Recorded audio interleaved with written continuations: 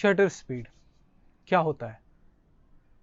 मैं बता चुका हूँ आपको कि हाँ, कैमरा के 3 मैट्रिसेस हैं जिससे हम लाइट को कंट्रोल करते हैं। बट असल में होता क्या है? एक्चुअली उसे बताने से पहले मैं आपसे एक सवाल पूछता हूँ। कभी आपने ऐसा देखा है कि किसी हेलीकॉप्टर की पिक्चर ली गई हो और वो हवा में होते हुए भी उसके ब्लेड्स बिल्कुल क्लियर दिख रहे हैं? या फिर ऐसा हो सकता है कि आपको किसी ने कैमरा दिया हो फोटो खींचने के लिए और आप पिक्चर खींच रहे हो और पिक्चर ब्लर आ गई हो।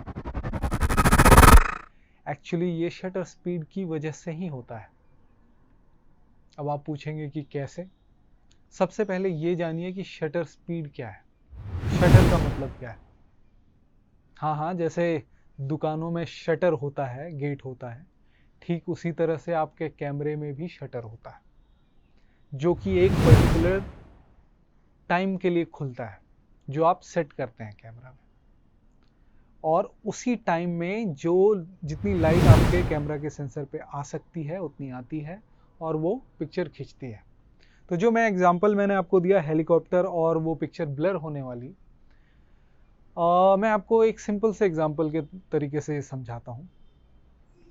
आप समझिए कि हर पिक्चर को खींचने के लिए आपको सेकंड के हिसाब से कैलकुलेशन करने के लिए दी गई है।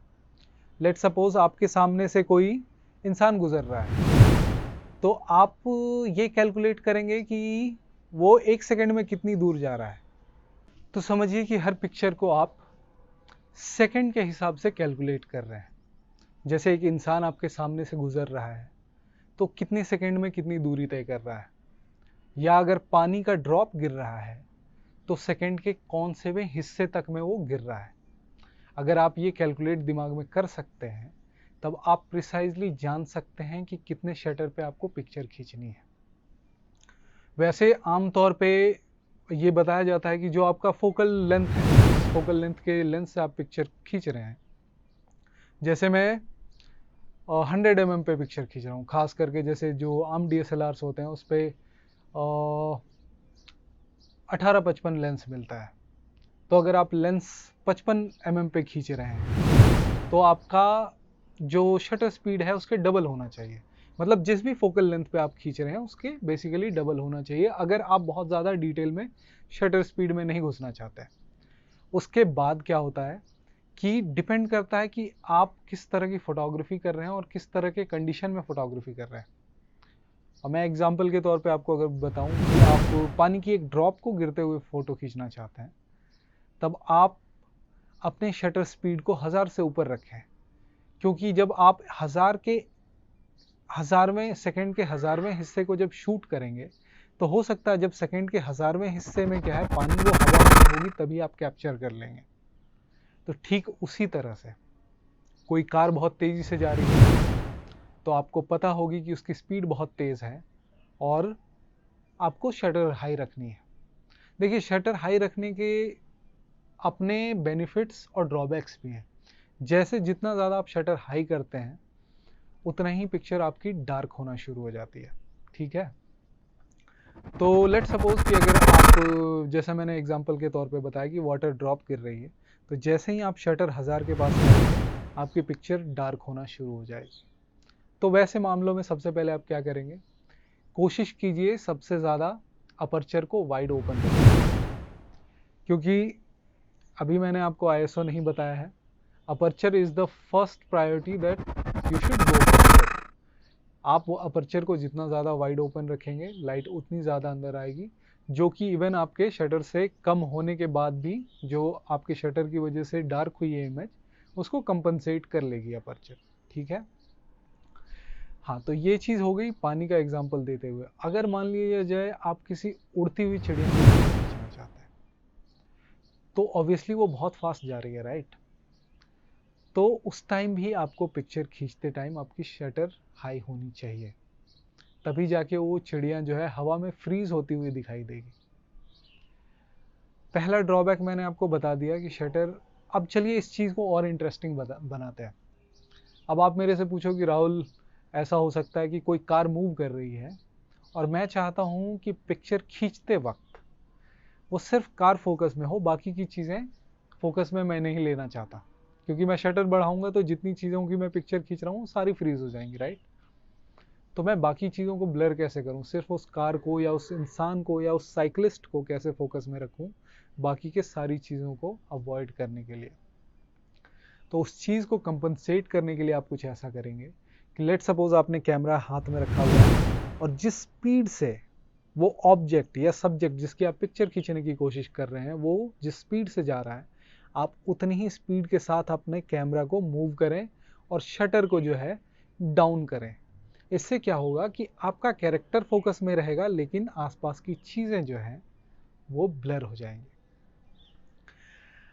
अब मैं आपको बताता हूँ शटर बेसिकली इस्तेमाल कहाँ पे होता है। एग्जाम्पल के तौर पे आप देखिए, ऐसा होता है कि जब आप नाइट में एस्ट्रोफोटोग्राफी कर रहे हो, वहाँ पे आप अपर्चर कितना भी डाउन कर लें वो सफिशिएंट नहीं होता आपके कैमरा में इनफ लाइट जाने के लिए।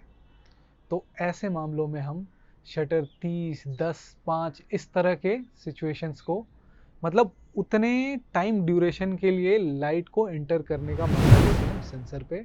और जब अगर आपका कैमरा स्टैटिक नहीं है, लेट सपोज आप 30 पे खींच रहे हैं, 30 शटर पे सेकंड के 30वें हिस्से पे पिक्चर खींच रहे हैं और आपका कैमरा हिल रहा है, तो ऑब्वियसली जो पिक्चर है वो हिलती हुई या ब्लर आएगी।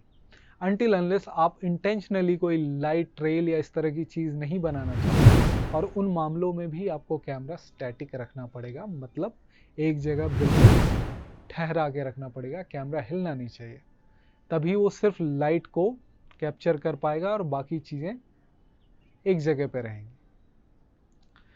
तो उम्मीद करता हूँ आपको शटर का मतलब समझ में आ गया होगा, बेसिक इस्तेमाल कैसे समझ में आ गया होगा। शटर हम कैलकुलेट कैसे करते हैं? शटर का कैलकुलेशन होता है 1/सेकंड के इसमें पे। लेट सपोज अगर 100 के शटर पे आप शूट कर रहे हैं तो 1/100 शटर वो कैलकुलेट होगा।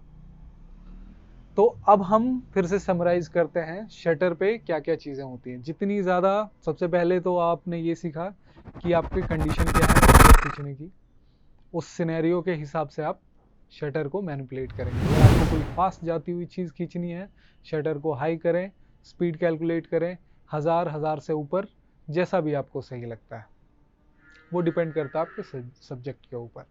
दूसरी चीज़ जो कि हमने डिस्कस करी कि शटर से जो लाइट कम होती है उसको कंपनसेट कैसे करें, वो अपर्चर और आईएसओ से होगी। सबसे पहले हम अपर्चर को बिल्कुल वाइड ओपन करेंगे और उसके बाद आईएसओ से हम लाइट बढ़ाएंगे।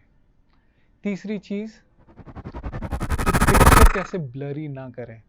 अगर आप वाकई चाहते हैं, होप करता हूं कि जो आपको मैंने शुरू में सवाल पूछा था कि हेलीकॉप्टर की ब्लेड्स कैसे आ रही हैं बिल्कुल स्टैटिक, इसका मतलब है कि जो ब्लेड के रोटर्स जितने बार में घूम रहे हैं उससे ज़्यादा आपकी शटर है।